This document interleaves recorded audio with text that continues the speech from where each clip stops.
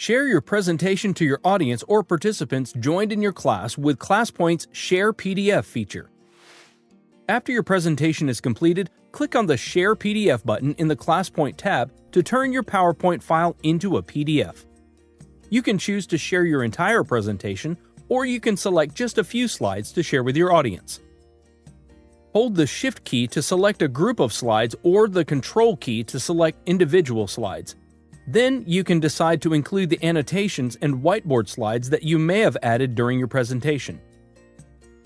Now, click Generate PDF to share your PowerPoint file with your audience. Participants already joined in your class will automatically receive the PDF on their device.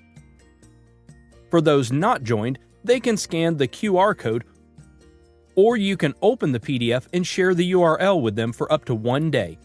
Once opened, they can view the slides, annotations, and whiteboards that you chose to share. Now you're ready to easily share your PowerPoint file as a PDF after any presentation.